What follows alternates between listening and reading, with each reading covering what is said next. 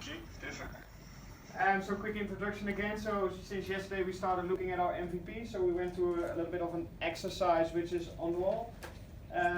Ryan and Sam will elaborate a little bit in more detail what the process was and how that's going to look like. So please feel free to ask questions or whatever and give feedback as well. Yeah, thanks, Kevin.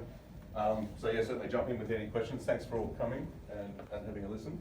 I know around dinner last night there was a few questions as to what we've been locked in the room doing for the last couple of days. So it's great to have the opportunity to share it with you. So really what we started with, as you all know, we have had an MVP prioritisation session, or we've had a couple of them over the last couple of months. And I guess this was a really good opportunity to everyone be in the same room and really go through the nitty gritty and try and work out what we could pull out of the MVP, what was important, and basically do a refinement and a further prioritisation of everything. So we started with the epics. As a team, we went through and debated which ones needed to be in, which ones needed to be out. Then we went down to the features, went through the same process. We pulled a few out, kept a couple, well, there was only one new in one, which was fixed rate auto roll. User story was the same. We went back through it and really just prioritised them again. We took a few out. You can see on the tabs, we've ended up with, I don't know if Bruce can see it, but all the yellow dots, guys, are functionality that isn't current state. So it's future state and new to this, but not necessarily new to the MVP, if that makes sense. So we've only really taken away from what was originally there. And I guess then we went down, looked at what definition of done was in terms of where we're going through, what parts of user testing. We had a quick chat with Varun today to work out what sort of procedures we need to put in place and who we need to get and engage with from a stakeholder perspective, and also staff and clients to work out a bit of a program around how we're actually going to do it and who we're going to engage to get that done. And then we went down and just briefly looked at what other dependencies are kicking around in terms of if we have to get legal sign off on different things, which parts of the epics actually cross over and have dependencies up this end versus up here, so we can work out if there's any impediments going forward. I think the wash up of all of that really is we have basically gone through, and if we look up to this point here, we've drawn a solid line here, which was our original first release of the MVP.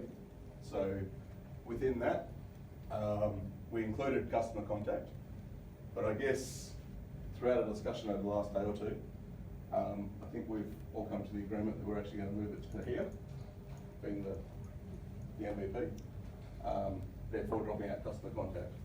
So I guess the end wash up is that summary is that we've got 9 epics in the MVP, which means we've got 3 on the backlog, being self-managed customer, which I should point out is the only one that was currently in the other MVP.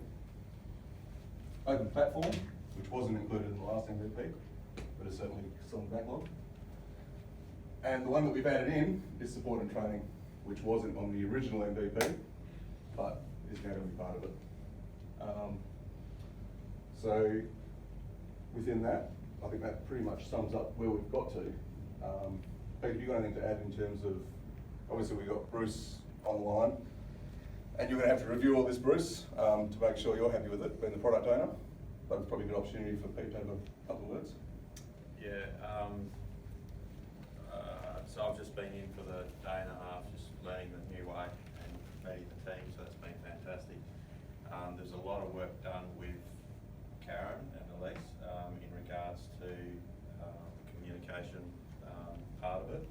So I just want to be really clear that Bruce is the lead of this stream, so the comms piece really needs to go through to Bruce, and then from there, wider stakeholder management, the CLR stuff that we were talking about, then can be through myself, and then we can start playing with the stakeholders as needed, which we've already started to do today from some of the discussions this morning. So just want to be really clear that the channel here is through Bruce. It's just just don't want to lose sight of that, I guess. So you're not getting rid of it just yet, Bruce? And just, Yeah, so just to be clear on that, yeah. yeah, perfect. Probably the one thing I was a little bit remiss, I probably should have just pointed out the actual changes within the ethics. So, secure access, the only significant change is that we've just gone to one single method of authentication, as opposed to, we're looking at 3 or 4, which I think made it a bit of a large sizing the last time everyone looked at it. In terms of the one that we dropped out, self-managed customer, that was actually sized, but is gone now. And then in terms of customer contact, that's the one that is basically sitting as the next priority from our point of view. Really it's about notifications and clearly has some dependencies with other things at this end, namely fixed rate bookings, and excesses and those kind of things. So it's something that we would like to put in if we have time. If we don't, then obviously we'll get there. Is that clear as mud? Yep. I'll hand you over to Sam to talk about where we got to with support and training, because as we said, we've included it in the MVP now. And Sam went through that with Ben.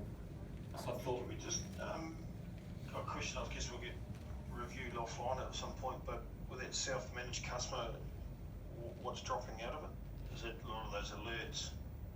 Self-managed customer, Bruce, is the card management Okay, that part and of it. the ability to change your contact details online. And Yeah, okay. do things like close accounts with no limit.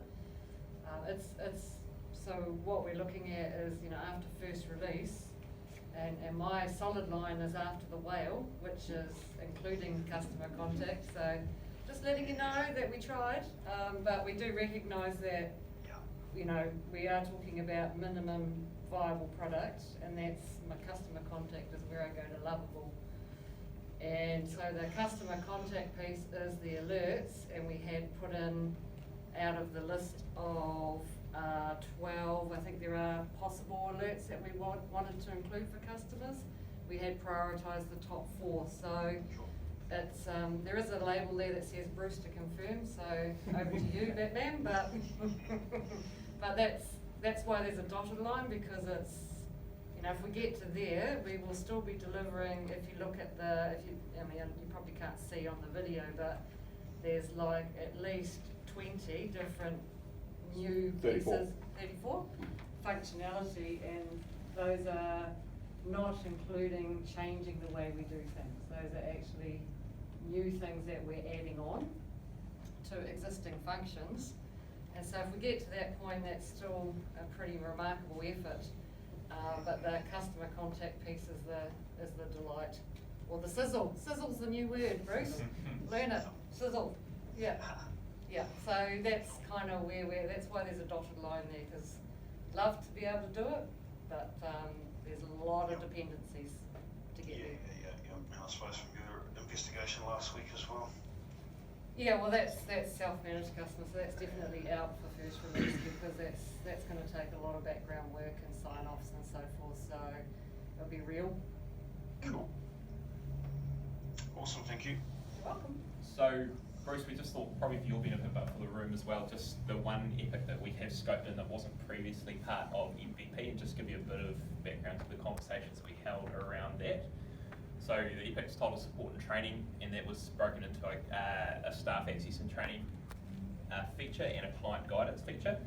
So our discussions initially were that we didn't think we can release an MVP without considering some level of support for our users. That tied in, we started diving into it, and it wasn't very well fleshed out, and we actually got a bit caught up and started tripping over ourselves. So we tied that into a session yesterday with Karen Kingston and Alice Donaldson around the change management piece, which ties back into what support we're going to supply for our users and our staff. So that process was basically identifying our stakeholders, and that went right through from clients through to the executive team and everyone in between. And then Karen was driving us to determine how we focus on engaging, communicating and training all of those groups. So we had a big session with some sticky notes, and out of that it's delivered I guess some discussions and thoughts for the change management team to go away and use, and they'll come back to us with a refined product. But in terms of linking that back to the MVP and the Epic, what it delivered for us was a number of, I guess, resources and types of supports and trainings that we would like to deliver as part of the product, and we then went through and refined them. So from the staff access and training side of the Epic, we've determined that the best way to do that would be make sure we have a test environment without obviously real client data, to give our staff the right tools to be able to play with it and then understand some basic questions. There's a communication piece to do with the staff side of it there around how we want them to handle customer queries, I guess managing that sales purpose versus them being a frontline support for internet banking, and just where staff should be directing those queries. From the client side of it, there was 3 pieces. So one was that we want help on each screen, so that basically for every page of this new product, we need to be able to have an easy way for them to find help. There needs to be a contact us section and some links for further help as well. So essentially we've decided the product should be intuitive, it shouldn't need a lot of help, but the client should be able to find it easily when they get there. Does that cover everything off? Yeah. Great job. Any questions on that, Bruce? No, it's good. I think it's a good move. Great move. Any question or curiosity from the team?